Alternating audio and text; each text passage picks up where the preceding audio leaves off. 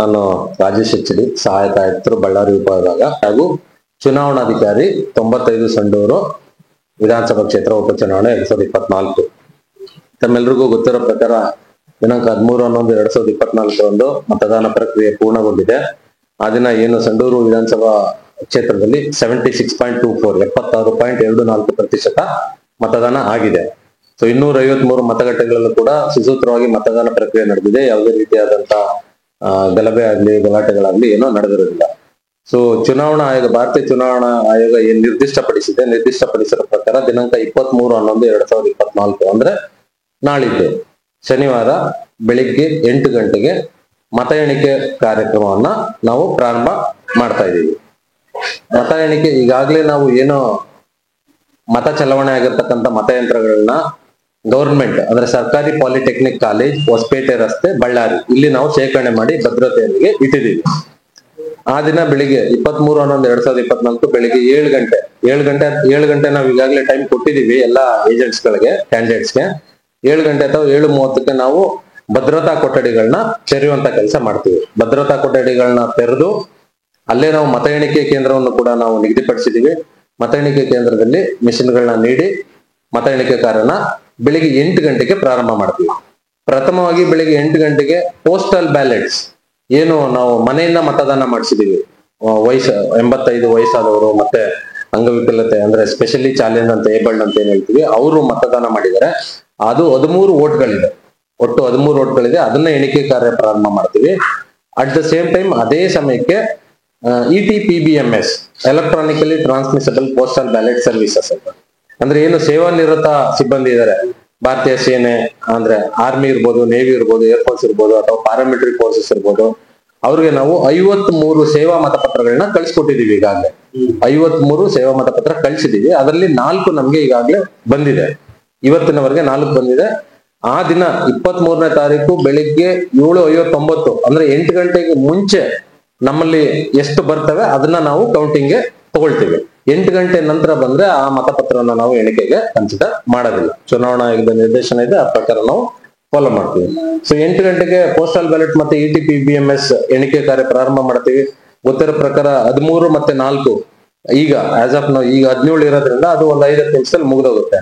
Immediately ನಾವೇನ್ ಮಾಡ್ತೀವಿ, ಮತಯಂತ್ರಗಳನ್ನ table ಗಳಿಗೆ ನೀಡೋದ್ರ ಮುಖಾಂತರ CU ನಲ್ಲಿ ಇರ್ತಕ್ಕಂಥ ಮತವನ್ನ ಎಣಿಕೆ ಕಾರ್ಯ ಪ್ರಾರಂಭ ಮಾಡ್ತೀವಿ. ಒಟ್ಟು ಒಂದು ಕೊಠಡಿ ಇದೆ. ಒಂದು ಕೊಠಡಿನಲ್ಲಿ 14 ಟೇಬಲ್ಗಳನ್ನ ಅರೇಂಜ್ ಮಾಡಿರ್ತೀವಿ. ಅಂದ್ರೆ ECI ಗೈಡ್ಲೈನ್ಸ್ ಪ್ರಕಾರ ನಾಟ್ ಮೋರ್ ದೆನ್ 14 ಟೇಬಲ್ಸ್ ಅಂತ ಇದೆ. 14 ಟೇಬಲ್ಸ್ CU ಕೌಂಟ್ ಮಾಡೋದಕ್ಕಿರುತ್ತೆ, ಒಂದು ಟೇಬಲ್ ETPBS ಕೌಂಟ್ ಮಾಡೋದಕ್ಕಿರುತ್ತೆ, ಇನ್ನೊಂದು ಟೇಬಲ್ ಪೋಸ್ಟಲ್ ಬ್ಯಾಲೆಟ್ ಮಾಡೋದಕ್ಕೆ ಅಂತ ಇರುತ್ತೆ. ಅದಕ್ಕೆ ಸೆಪರೇಟ್ ERO ಕೂಡ, ಸಹಾಯಕ ಚುನಾವಣಾಧಿಕಾರಿಗಳು ಕೂಡ ನೇಮಕ ಮಾಡಿರ್ತೀವಿ, ಅವರು ಅದನ್ನ ಮಾಡ್ತಾರೆ. ಸೊ 14 ಟೇಬಲ್ಗಳಲ್ಲಿ CU ನ 19 ಸುತ್ತುಗಳಲ್ಲಿ ಮಾಡ್ತೀವಿ. ಒಟ್ಟು 253 ಮತಗಟ್ಟೆಗಳು ಇರೋದ್ರಿಂದ ಸೊ ಒಟ್ಟು 19 ಸುತ್ತುಗಳಲ್ಲಿ ಮತ ಎಣಿಕೆ ಕಾರ್ಯವನ್ನು ನಾವು ಮಾಡ್ತೀವಿ. ಇದಕ್ಕೆ ಸಂಬಂಧಪಟ್ಟಂಗೆ ನಿಮ್ಗೆ ಒಟ್ಟು ನಮ್ಮಲ್ಲಿ ಮತ ಚಲಾವಣೆ ಆಗಿರ್ತಕ್ಕಂಥದ್ದು 1,80,189 ಓಟ್. 1,80,189 ಮತ ಚಲಾವಣೆ ಆಗಿದೆ. ಯಾವ್ದ್ರಲ್ಲಿ? CU ಮುಖಾಂತರ. ಅಂದ್ರೆ ಮತದಾನ ಕೇಂದ್ರಕ್ಕೆ ಹೋಗಿ ಆ ಕಂಟ್ರೋಲ್ ಯೂನಿಟ್ ಅಲ್ಲಿ ಏನು ಬ್ಯಾಲೆಟ್ ನೀಡೋದ್ರ ಮುಖಾಂತರ ಏನು ಮತ ಚಲಾವಣೆ ಆಗಿದೆ ಅದು 1,80,189. ಹೋಮ್ ವೋಟಿಂಗ್ 13, ETPBS 4 ಇದೆ.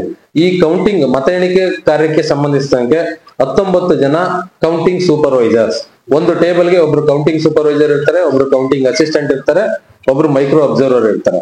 ಸೊ 19 ಜನ ಕೌಂಟಿಂಗ್ ಸೂಪರ್ವೈಸರ್, 21 ಜನ ಕೌಂಟಿಂಗ್ ಅಸಿಸ್ಟೆಂಟ್ಸ್ ಮತ್ತೆ 20 ಜನ ಮೈಕ್ರೋ ಅಬ್ಸರ್ವರ್ಸ್ ನ ಈಗಾಗಲೇ ನಾವು ರ್ಯಾಂಡಮೈಸೇಷನ್ ಮಾಡಿದೀವಿ. 2ನೇ ಹಂತದ ರ್ಯಾಂಡಮೈಸೇಷನ್ ಕೂಡ ಆಗುತ್ತೆ. ಆ ದಿನ ಬೆಳಿಗ್ಗೆ ಸರ್ಕಾರಿ ನೌಕರರೇ, ಆದ್ರೆ ಕೇಂದ್ರ ಸರ್ಕಾರದವರಾಗಿರ್ತಾರೆ. ಸೆಂಟ್ರಲ್ ಗವರ್ಮೆಂಟ್ ಅಂಡರ್ಟೇಕಿಂಗ್ಸ್ ಅಥವಾ ಸೆಂಟ್ರಲ್ ಗವರ್ಮೆಂಟ್ ಇರ್ತಾರೆ ಅಥವಾ PSU ಇರ್ತಾರೆ, ಸೆಂಟ್ರಲ್ PSU ಇರ್ತಾರೆ. ರಾಜ್ಯ ಸರ್ಕಾರದ ನೌಕರರು ಆಗಿರೋದಿಲ್ಲ. ಬೇರೆ ನಮ್ಮ ಕೌಂಟಿಂಗ್ ಸೂಪರ್ವೈಸರ್ಸ್ ಗೆಜೆಟೆಡ್ ಅಧಿಕಾರಿಗಳಾಗಿರ್ತಾರೆ. ಬಹುತೇಕ ಗೆಜೆಟೆಡ್ ಗ್ರೂಪ್ B ಅಥವಾ ಎಬೋ ಗೆಜೆಟೆಡ್ ಅಧಿಕಾರಿಗಳು ಆಗಿರ್ತಾರೆ. ಕೌಂಟಿಂಗ್ ಅಸಿಸ್ಟೆಂಟ್ಸ್ ಗ್ರೂಪ್ C ಅಥವಾ ಎಬೋ ಇರ್ತಾರೆ. So micro observers central government ಇಂದ ಇರ್ತಾರೆ. ಅದು ಆಲ್ರೆಡಿ ಲಿಸ್ಟ್ ತಗೊಂಡಿದೀವಿ, ಅದು ರ್ಯಾಂಡಮೈಸ್ ಮಾಡಿದೀವಿ. 3ನೇ ಹಂತದ ರ್ಯಾಂಡಮೈಸೇಷನ್ ಆ ದಿನ ಬೆಳಿಗ್ಗೆ ಆಗುತ್ತೆ. ಅಂದ್ರೆ ಯಾವ ವ್ಯಕ್ತಿ ಯಾವ ಟೇಬಲ್ಗೆ ಹೋಗ್ಬೇಕು ಅನ್ನೋಂಥದ್ದು ಆ ದಿನ ಬೆಳಿಗ್ಗೆ ಮಾತ್ರ ನಾವು ಮಾಡಿಸ್ತೀವಿ. ಸೊ ಕಂಪ್ಲೀಟ್ ಸಿದ್ಧತೆ ಮಾಡ್ಕೊಂಡಿದೀವಿ. ಪೊಲೀಸ್ ಬಂದೋಬಸ್ತ್ ಕೂಡ ಇದೆ. ಈಗಾಗಲೇ ಮತಕೇಂದ್ರದಲ್ಲಿ ಏನು 3 ಟೈರ್ ಸಿಸ್ಟಮ್ ಅಂತ ಹೇಳ್ತಾರೆ, 3 ಟೈರ್ ಸೆಕ್ಯೂರಿಟಿ ಸಿಸ್ಟಮ್ ಅಂತ. ಫಸ್ಟ್ ಲೈನ್ ಅಂತ ಅಂದ್ರೆ ಇಲ್ಲಿ ಮತಯಂತ್ರಗಳನ್ನ ಶೇಖರಣೆ ಮಾಡಿ ಇಟ್ಟಿದೀವಿ, ಅಲ್ಲಿ ಸೆಂಟ್ರಲ್ ರಿಸರ್ವ್ ಪೊಲೀಸ್ ಫೋರ್ಸ್ ಇರುತ್ತೆ, CRPF ಅಥವಾ CASF, ಅದನ್ನ ಸೆಂಟ್ರಲ್ ಆರ್ಮ್ಡ್ ಪೊಲೀಸ್ ಫೋರ್ಸ್ ಅಂತ ಹೇಳ್ತೀವಿ, CAPF ಅಂತ. CASF ಆಗಿರ್ಬೋದು, CRPF ಆಗಿರ್ಬೋದು, ಅವರು ಅದನ್ನ ಭದ್ರತೆ ಒದಗಿಸ್ತಾರೆ.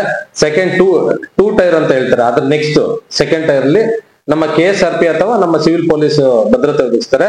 ಆ ನಂತರ 100 ಮೀಟರ್ ದೂರದಲ್ಲಿ ನೀವು ನೋಡಿರ್ಬೋದು, ಗೇಟ್ ಅಲ್ಲಿ ರೋಡ್ ಹತ್ರನೇ ಗೇಟ್ ಹಾಕೊಂಡು ಅಲ್ಲೂ ಕೂತಿರ್ತಾರೆ. That is called third line, third tyre, 3 tier system ಅಂತ ಹೇಳಿದ್ರೆ ಅಲ್ಲೂ ಕೂಡ ನಮ್ಮ ಸ್ಟೇಟ್ ಸಿವಿಲ್ ಪೊಲೀಸ್ ಭದ್ರತೆಯನ್ನ ನೀಡ್ತಾರೆ.